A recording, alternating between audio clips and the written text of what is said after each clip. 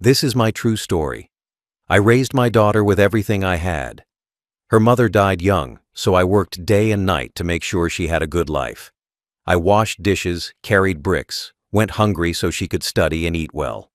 When she married into wealth, I thought she'd finally have the happiness I dreamed for her. But years later, I stood in her mansion, not as her father, but as her servant. You won't believe what happened next. Before I tell you, tell me where you're watching from, and please subscribe so my story can reach more hearts. When she married, everything changed. She didn't even look back when she left home. The girl who once hugged me tight and promised to take care of me one day was gone.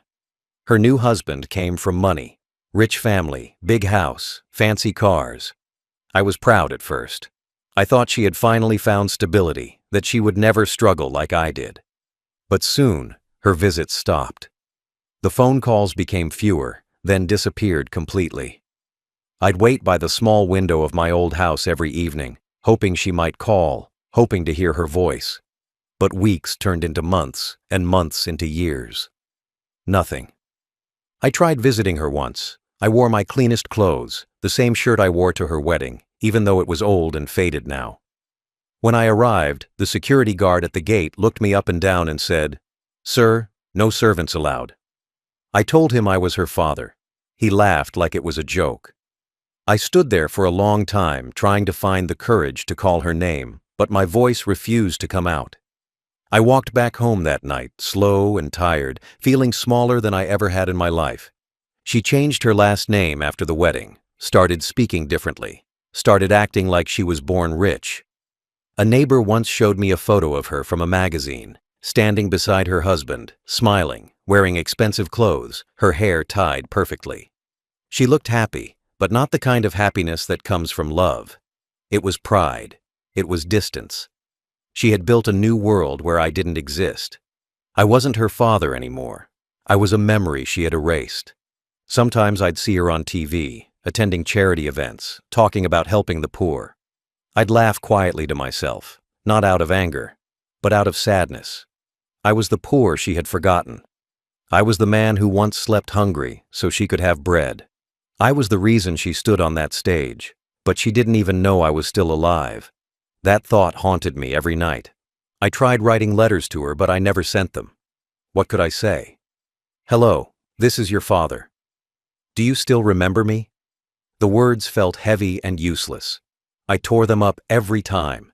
Pride is a strange thing. Even in pain, it stops you from reaching out. I didn't want to beg for her attention. I just wanted to be remembered. Years passed. My body grew weaker, my hair turned white, and my small house began to fall apart. I sold most of what I had just to survive. But even when I had nothing left, I never stopped thinking about her. Every birthday, I'd light a candle and whisper a prayer for her. Every night, I'd look at her old photographs, her first day of school, her graduation, her wedding, and wonder if she ever thought of me. Then one day, I overheard someone at the market talking about a big mansion being built near the hill. They said it belonged to a powerful businessman, my daughter's husband. My heart stopped for a second. After all those years, she was living so close again. I didn't know whether to smile or cry. It felt like fate was playing with me, placing her so near but still so far. That night I couldn't sleep. I kept thinking about her. Did she have children now? Did she still laugh the same way she used to as a little girl? Did she ever sit by her window and think of me? I knew she probably didn't. Still, something inside me refused to let go.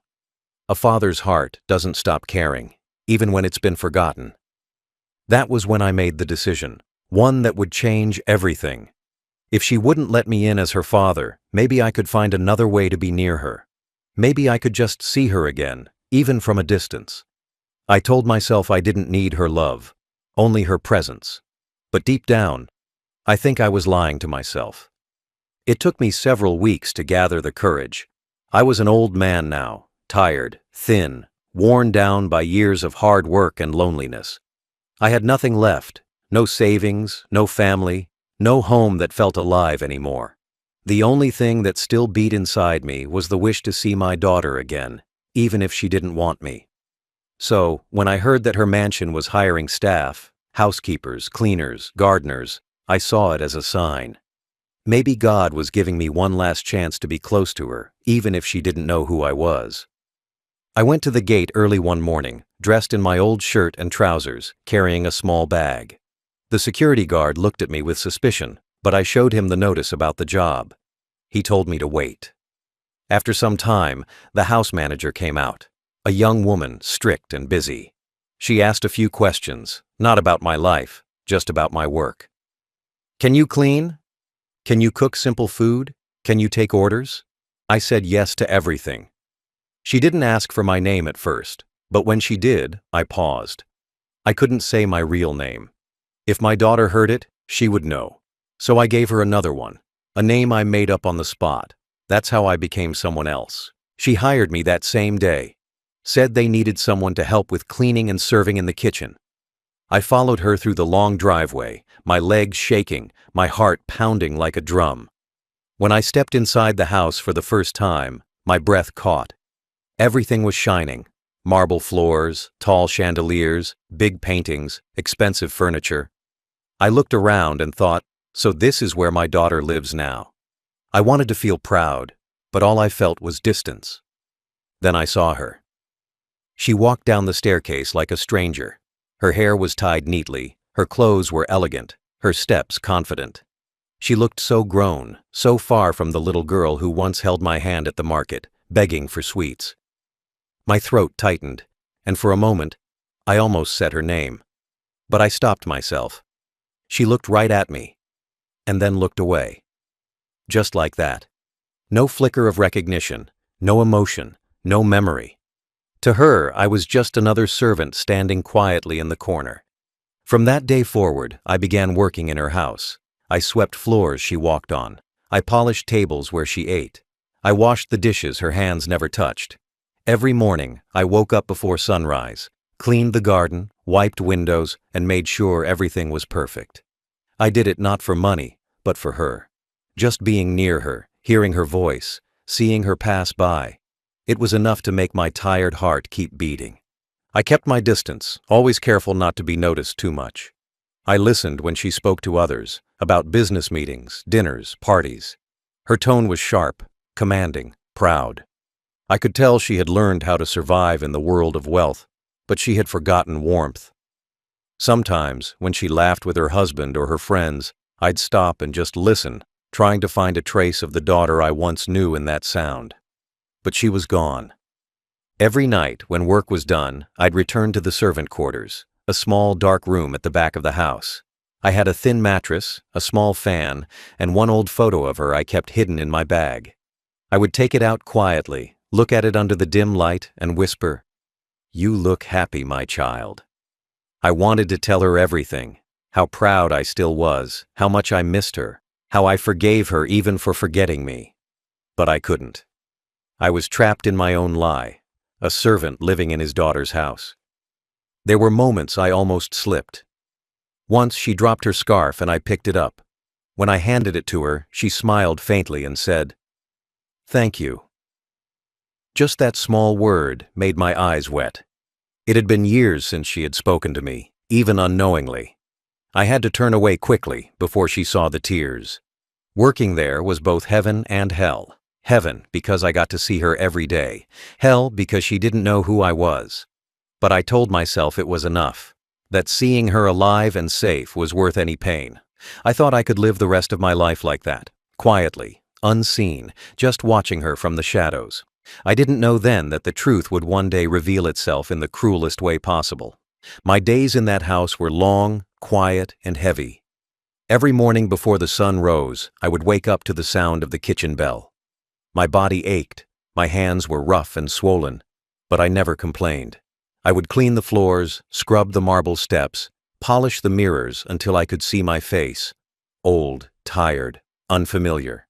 Then I'd move to the dining hall, arranging everything exactly the way she liked it.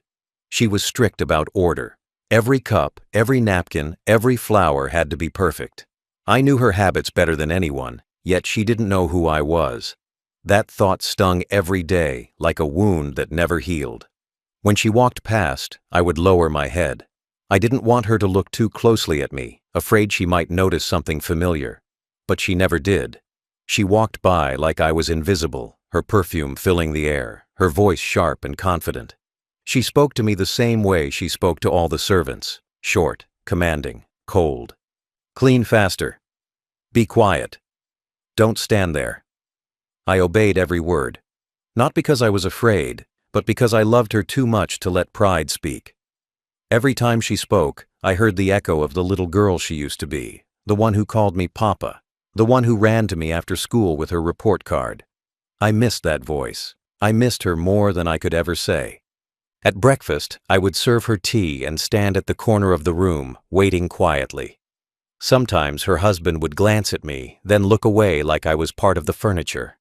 They lived in another world, a world of meetings, guests, and wealth. I was just an old man in uniform, moving through the house unnoticed. But to me, every moment near her was a gift. I would watch her eat, smile, talk, laugh, and I would think, she's safe. That's enough. The other servants treated me with little respect. They called me the old one behind my back, laughed when I worked too slowly, mocked my silence. But I didn't care. None of it mattered as long as I could stay there.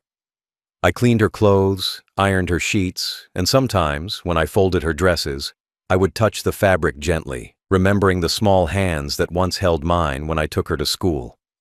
The memory made my chest tighten every time. She was demanding with everyone. Once, she scolded a young maid for spilling a drink. The girl ran out crying. I wanted to say something, to remind her of kindness, but I stayed quiet. It wasn't my place, not anymore. I had no right to speak as her father. I was only the servant now, the one who bowed, apologized, and obeyed. At night, when the house was quiet, I'd sit alone outside near the back gate. The stars above reminded me of the nights I spent working double shifts to buy her books, to pay for her school, to make sure she had a future. I'd think about her mother, about how she used to say, "She will be your pride one day." And she was, even if she didn't remember me. Pride doesn't disappear, even when love is forgotten. One afternoon, I caught her watching me for a brief second. It was strange. I was cleaning the hallway, and when I looked up, her eyes met mine. For a moment, I thought I saw confusion, maybe a hint of recognition. But then, just as quickly, it vanished. She turned away and walked off, calling for someone else. My heart raced the rest of the day, wondering if she had seen something familiar in me. But the next morning, everything was the same. She passed me again without a word, and I realized she hadn't seen me at all. Every day became a test of patience and pain. I lived in the shadow of my own child, serving her meals, cleaning her floor, and listening to her voice give orders like I was nothing. But I couldn't hate her. No father can hate his child, not even when they forget him. I told myself that my silence was love, that this was the price of being near her again. But deep down, I knew I was breaking slowly, piece by piece. Still, I kept working. I told myself one lie every morning, that one day she might look at me and remember, that maybe her heart, somewhere under all the pride and distance, still carried a small piece of the love she once had for her father. Pain became a part of my days in that house, like air I couldn't stop breathing. It wasn't the kind of pain that comes from work or age. It was the kind that lives deep inside, quiet and sharp, like a knife twisting slowly. I had worked hard all my life, but I had never felt humiliation like this. Every time she spoke to me like I was nothing, every time she looked through me like I didn't exist, I felt something inside me crumble. I wanted to remind her who I was, to scream, "I am your father." But I couldn't. My voice had no place in her world. She treated me like the rest of the servants, maybe worse. She was impatient with me because I was old, slower, less useful. "You missed a spot," she'd say. "Can't you move faster?"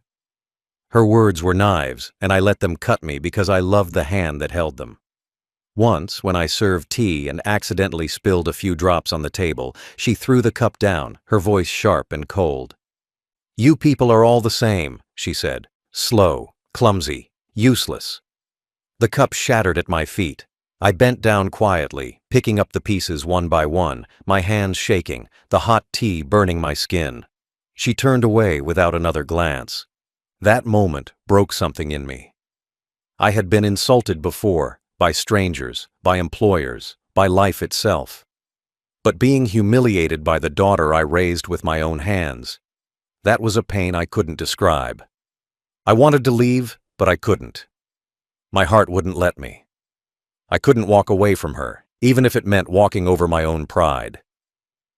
That night, in my small room behind the kitchen, I couldn't sleep. My back hurt, my hands were bleeding from work, but that wasn't what kept me awake. I kept seeing her face, the same face that used to light up when I came home from work, the same face that once kissed my cheek and said, "I love you, Papa." Where did that little girl go? How could the same heart that once held my hand so tightly now treat me like a stranger? Sometimes the other servants would whisper when she scolded me. They thought I couldn't hear, but I did. "The old man should retire," one of them said. "He's too weak for this work." I wanted to tell them that once, I wasn't weak. Once, I was the man who carried his daughter on his shoulders, who built her dreams out of sweat and sacrifice. But in that house, those memories meant nothing. I was just another tired worker. There were days she'd make jokes with her friends while I served food. They'd laugh loudly, not noticing my trembling hands. Once, one of them said, "You have too many old people working here." And she laughed. My daughter, my own flesh and blood, laughed. I stood there staring at the tablecloth, pretending not to hear. But inside I felt something die a little more. In the evenings, when the house grew quiet, I would sit by the window in the servant quarters, staring at the big garden outside. The same garden where she sometimes walked with her guests, her head held high, her voice full of confidence. I used to dream of walking beside her like a father again. But dreams fade when they're built on pain. I started to avoid her as much as I could. I'd take the long route through the back hallways, keep my head down, move silently, like a shadow. Not because I feared her, but because every glance from her reminded me of what I had lost.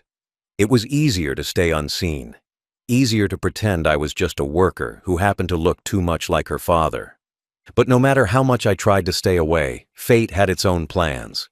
There are things a man can hide, his name, his past, his voice, but not love, and mine was written all over my silence. Every time I saw her, I prayed for one small thing, that one day she'd look at me long enough to see not a servant, but a father. I didn't know then that the day that prayer came true, it would destroy us both. At night, when the house went quiet and everyone had gone to sleep, I would sit on the edge of my small bed, my back aching, my hands raw, staring at the one photograph I still carried with me, her school picture. She was wearing her old blue uniform, her hair tied with ribbons, smiling at the camera with both her hands holding mine. I looked young in that photo, strong, full of life and hope. Every time I looked at it, I felt something warm rise in my chest and then turn to pain. That little girl in the photo, she was the only reason I kept breathing. But the woman she became, she wouldn't even recognize the man sitting in that photo beside her. I kept that picture hidden under my pillow. Every night before sleeping, I'd take it out, clean the dust from it, and whisper a small prayer. I'd tell her mother, who was long gone, that I had found our daughter again, that she lived well, safe, and strong. But I never told her the truth, that I was living in the same house, unseen, treated like dirt by the child we once raised together. I couldn't say those words, not even to the dead. They hurt too much to admit. Some nights, I'd close my eyes and remember her childhood, the sound of her laughter as she ran through the fields, calling me to chase her. The way she used to wait at the window for me to come home from work, running into my arms as soon as she saw me. The smell of her hair when she fell asleep on my lap after dinner. Those memories played in my head like old music, sweet and painful at the same time. I'd open my eyes then and look around my cold, tiny room. No warmth, no light, no family.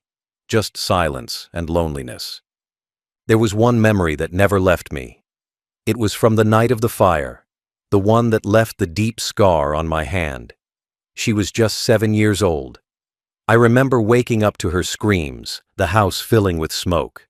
I ran through the flames without thinking, grabbed her from her bed and carried her outside. A burning beam fell, and I shielded her with my body. The pain was unbearable, but I didn't care. She was safe. That scar stayed with me for life, a reminder of what love looks like when it burns. I used to show her that scar when she was little, and she'd always kiss it, saying, "My brave papa." But now, she couldn't even look at my face long enough to remember. Sometimes, during the day, I'd catch her humming the same old tune her mother used to sing. It made my chest tighten. I wondered if she ever realized where that melody came from. From the woman who once sang her to sleep, the same woman whose photo I kept folded in my pocket. She never talked about her mother. Maybe it hurt too much, or maybe she had buried that part of her life completely. I wanted to remind her, but I couldn't. My words didn't belong in her world anymore. The nights were the hardest. I'd lie there staring at the ceiling, thinking about how far she had gone from the life we shared. The distance between us wasn't measured in miles, but in pride. Pride had built a wall so high that even love couldn't climb it. Still, I kept hoping, foolishly, that maybe one day something would break through. That one day she'd look at me long enough to remember the scar on my hand, the sound of my voice, the face of the man who once carried her through fire. I started dreaming of her often. In my dreams, she was little again, running toward me, calling Papa in that small, joyful voice. I'd wake up smiling, only to remember where I really was, her servant, living in the house I never thought I'd enter this way. Every morning, I'd fold the photograph back into my pocket, take a deep breath, and go back to cleaning, cooking, serving. The weight of that secret grew heavier each day. But love has its own way of revealing itself, no matter how hard you hide it. I didn't know when or how, but deep inside I felt it. The truth would come out. The past has a way of finding its way back home, even if it has to crawl through pain to do it. It happened on a Friday evening. The house was full of guests, music playing, laughter echoing through every room. Her husband had invited business partners for dinner, and she was busy entertaining them, walking around with her usual grace and confidence. I was in the dining hall, helping to serve. My hands were trembling from exhaustion. I hadn't eaten properly in days, and the work never stopped. Still, I wanted everything to be perfect. For her. Always for her. Even if she didn't know it, I wanted her guests to be proud of her.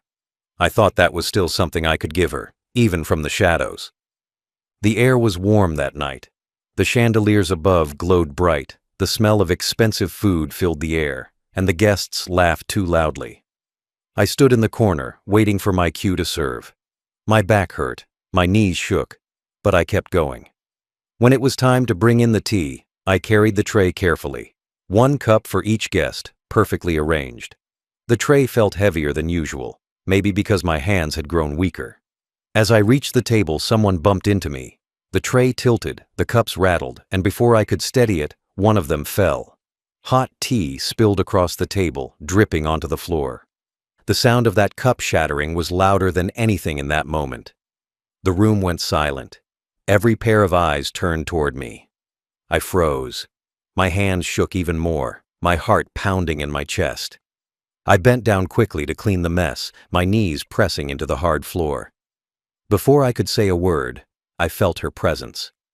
I didn't have to look up. I could feel it, the silence that always came before her anger. She stood there, her face tight with rage, her voice cold and sharp. "Don't touch me, you filthy old man," she snapped. The words hit harder than any slap could. Her guests stared, some pretending to laugh it off, others whispering. My body went still. My eyes blurred with tears I couldn't stop. I wanted to explain, to say it was an accident, but the words wouldn't come. I had been silent for too long. My voice no longer knew how to speak.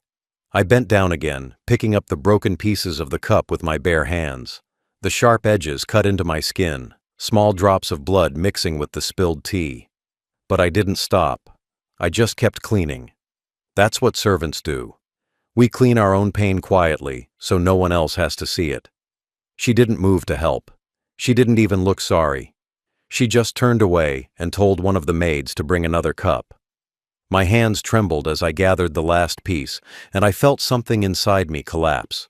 Not from her words, but from the realization that the girl I once saved from fire now burned me in silence. The pain in my hand grew worse, but I didn't care.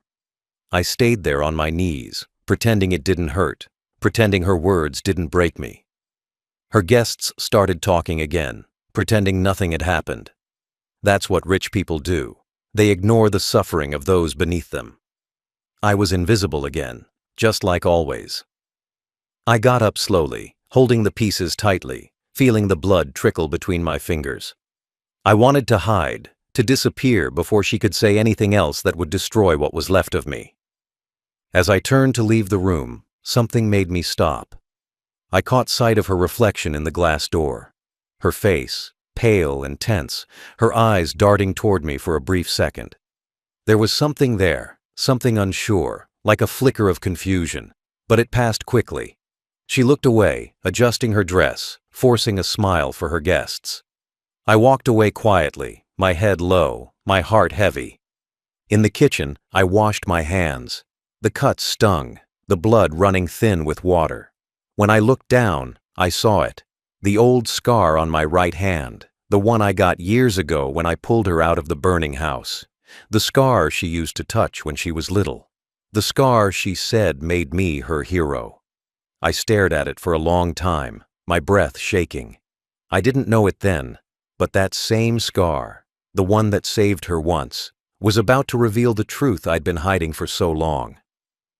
When I walked back into the dining room, my hands still red from the cuts, I could feel every heartbeat echoing in my chest. I tried to stay quiet, to blend back into the shadows where I belonged, but fate doesn't let some truths stay buried forever. As I bent down to collect the last broken piece from the floor, the sleeve of my shirt slipped up, exposing my right hand, the one with the long, twisted scar. The guests were too busy laughing again to notice, but she did. My daughter. The woman who had just called me filthy. Her eyes froze. Her laughter stopped mid-sound. I didn't look up at first, but I could feel her stare burning into me. I could almost hear her breathing change, quick, uneven, confused. That scar wasn't something anyone could forget. She had seen it every day when she was a little girl, tracing her tiny fingers over it while sitting on my lap. She used to ask, "Does it hurt, Papa?"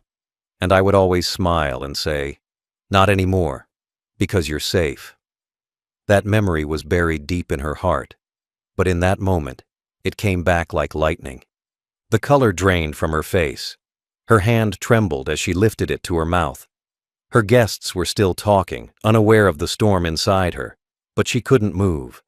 Her eyes stayed locked on me as I bent down again, trying to hide the scar, but it was too late. She saw it. She knew. Her lips parted, but no words came out. She just whispered something so soft I almost didn't hear it. My name. My real name. Not old man. Not servant. My name. I froze. My whole body went numb. Slowly, I lifted my head, and for the first time in years, our eyes met. Father and daughter. The noise around us disappeared. The air felt heavy, thick with silence. She was trembling now, her eyes wide, her mouth open like she couldn't breathe. The guests looked confused, whispering, wondering what was happening. I saw her lips move again, one small word breaking the silence. "Dad?" Everything stopped. The sound of forks, glasses, laughter, all gone. You could have heard a pin drop. I stood there, holding the tray, staring at her, not sure if I should answer. My throat tightened, my eyes filled, but no words came out. I didn't need to speak. My silence said everything. The way my eyes looked at her, the way her face changed from pride to horror. It was enough. She took a small step toward me, but then stopped, her hand trembling in midair.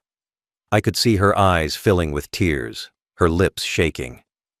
Her guests looked between us, whispering, but she didn't care. She couldn't look away from me.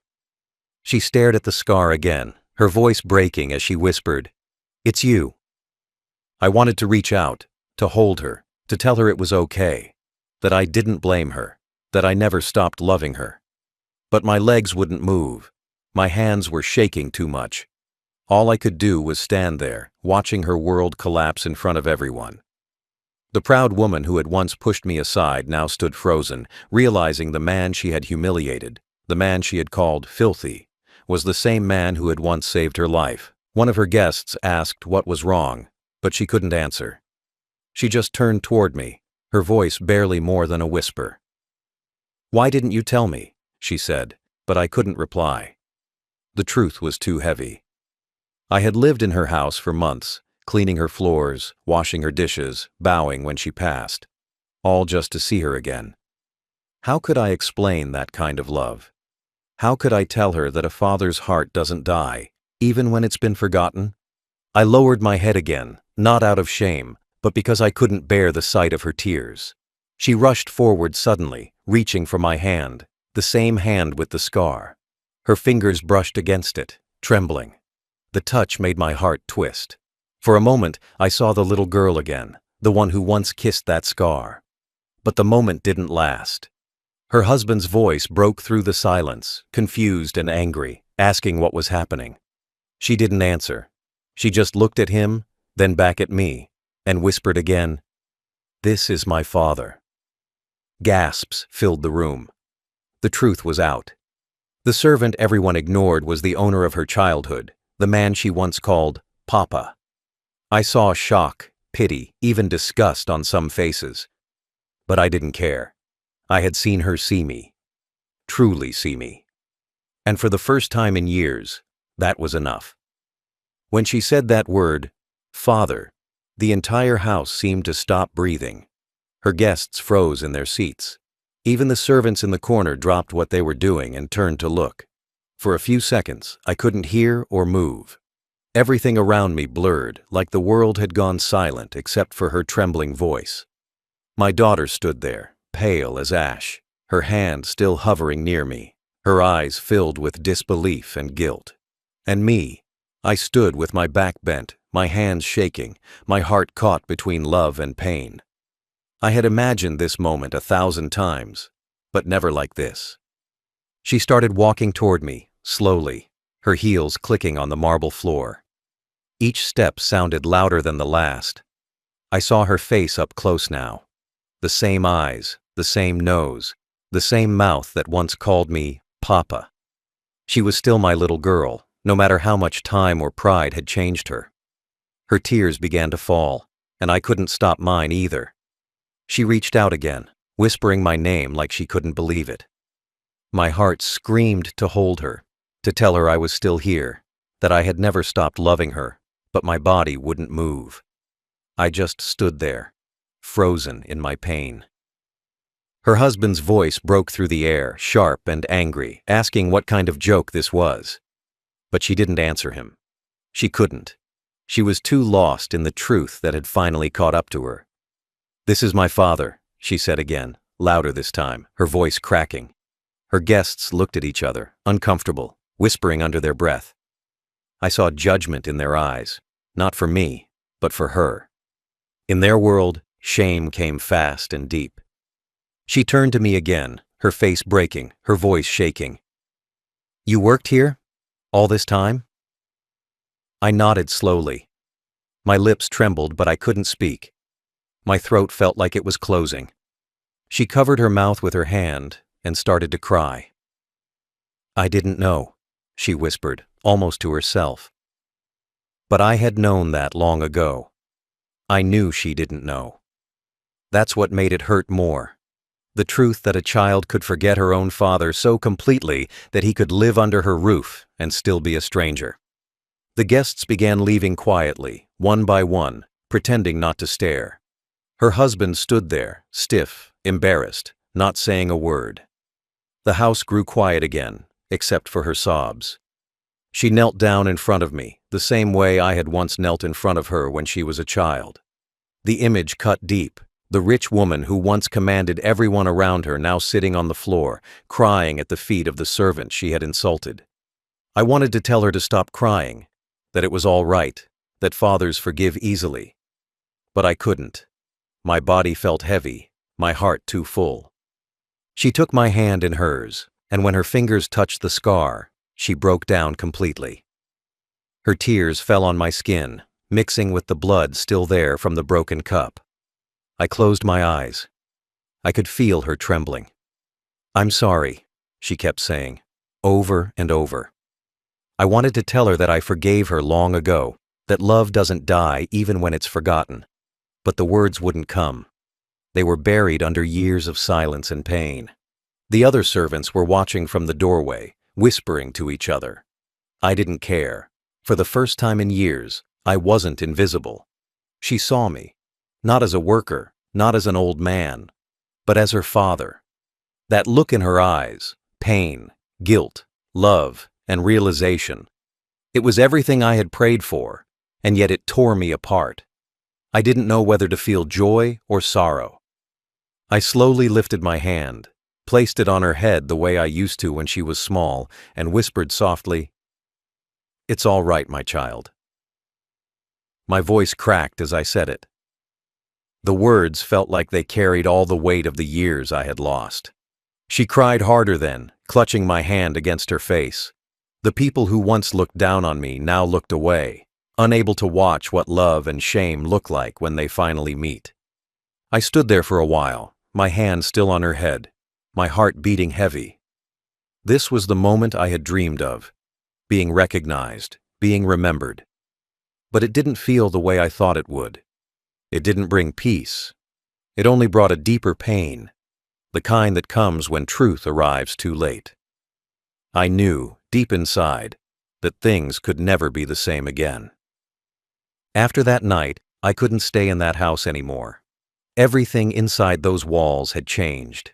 The air felt heavy, the silence louder than before. Every step I took echoed with memories I didn't want to carry anymore. My daughter tried to speak to me, to explain, to make sense of what she had done, but I couldn't look at her the same way. Not because I hated her, I could never hate her, but because I finally understood how deeply love can hurt when pride destroys it. I had lived under her roof as a servant, obeying her, bowing to her, while she spoke to me like I was nothing. Now that she knew the truth, every glance from her was filled with guilt, and I couldn't bear it. The morning after the dinner, she came to the servants' quarters. I was sitting on the bed, folding my few clothes, preparing to leave. Her eyes were swollen from crying, her hair messy, her voice quiet. She tried to stop me, to beg me to stay. I didn't say anything.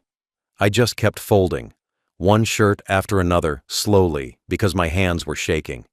I could feel her standing there, crying softly, whispering my name, asking me to forgive her. But forgiveness isn't something you speak. It's something you carry.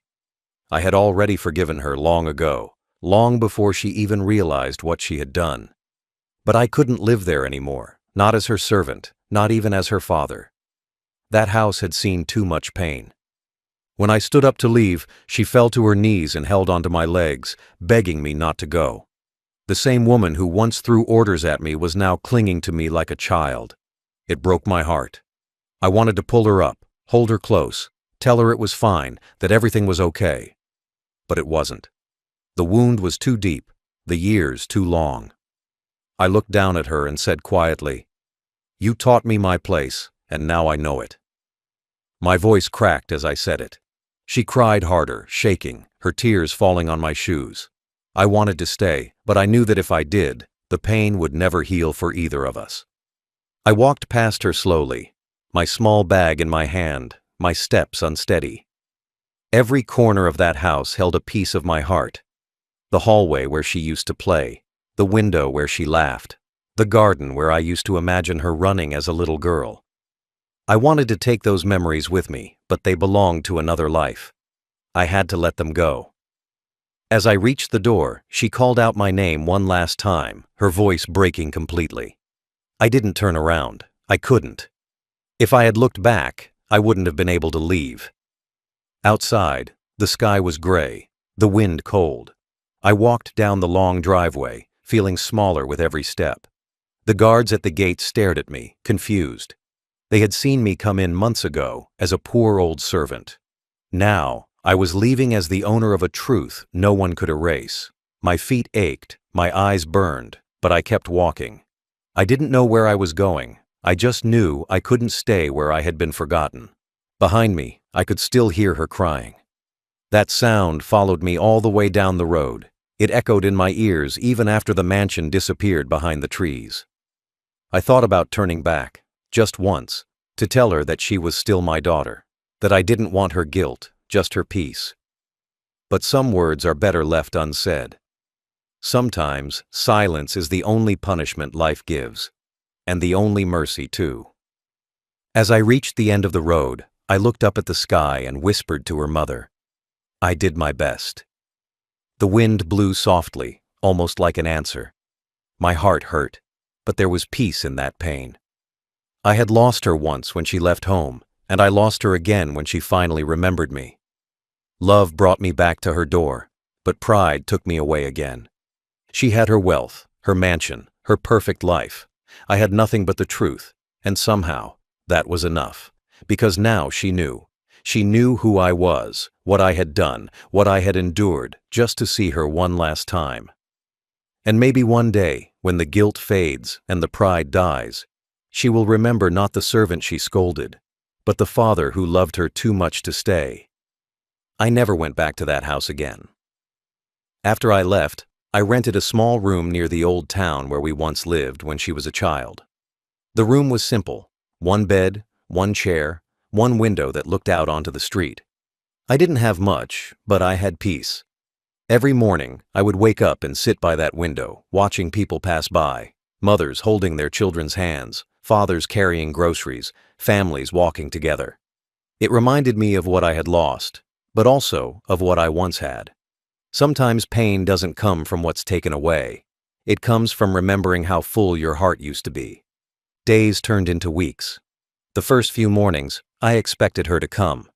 I thought maybe she'd drive down, stand at my door, call out for me like she used to when she was little. But no one came. I wasn't angry. I knew she needed time. Guilt is a heavy thing. It keeps a person quiet longer than hate ever can. I didn't want her to come out of guilt. I wanted her to come out of love, and love can't be forced. So I waited. Quietly. Patiently. The way only a father can. At night, I'd light a candle beside her old photograph.